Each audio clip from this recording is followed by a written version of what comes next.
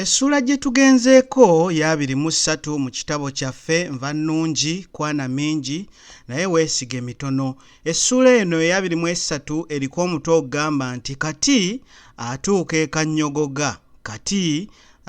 e Kannyogoga.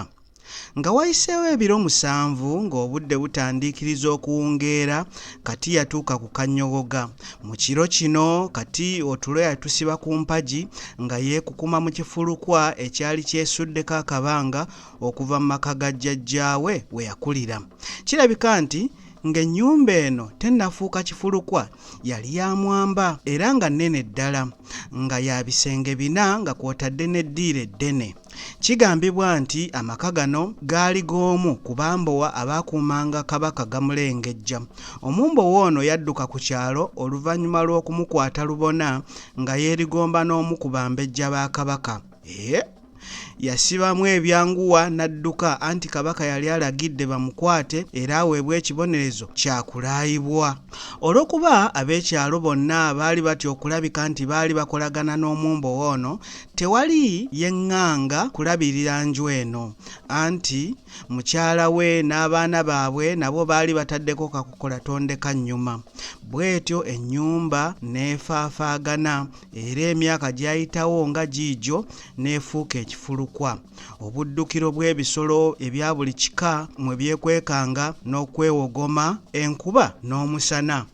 Ng'obudde butandise okuwungeera, Kati yasalinkiriza mpola mpola okuva gye yali yeekwese okutuuka bwe yatuukira ddala mu kyalo kye yakuliramu.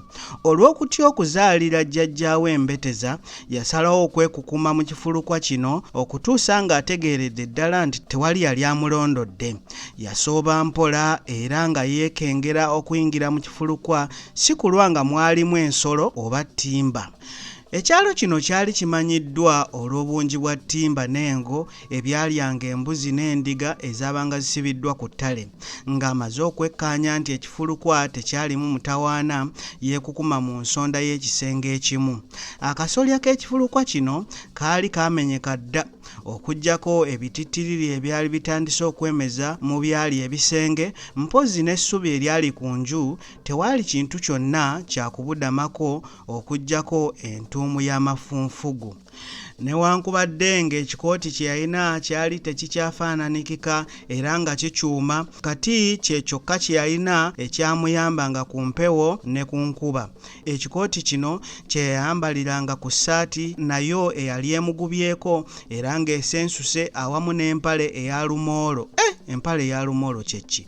Mukwano gwe gye yali amuwadde eyali tekyategeerekeka na bbala.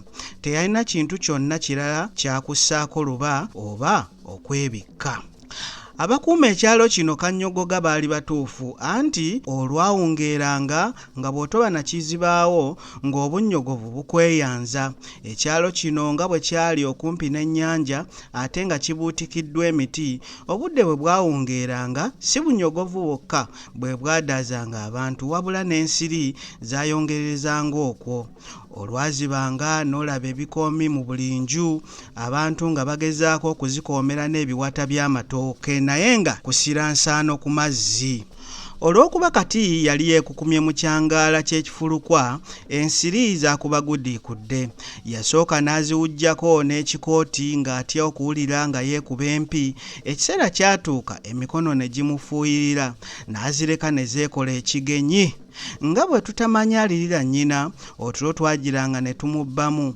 Bwe yawamukanga n'ayimusa omutwe okuwulira oba waliwo omuntu oba ekisolo ebyali bimulumbye ng'asumagidde. We bwakeerera ng'alinga omulwadde wa nnamusuna. Buli nsiri we yamulumanga nga wazzeewo ekitulututtu. Mu kiro kino yagiranga n'alowooza ekimutuusizza okuyigibwa ng'ensolo ku kizigo n'okumusuza mu kifulukwa ng'ataalina maka oba bantu be nga takiraba. Wabula ate bwe yatunulanga ku mukono gwe ogwa ddyo n'alaba akakomo, n'ajjukira nti Nva nnungi ye kazaalabulwa, era yajjukira okweyama kwe bwe yagamba Nva nnungi nti kyonna ekirimutuukako alikigumira. Olwo nno n'aguma. Eyo nno naye Essula n'engimalako, ate mu nninde mweddako ng'Omukama akkiriza agundegunde nnyo musota.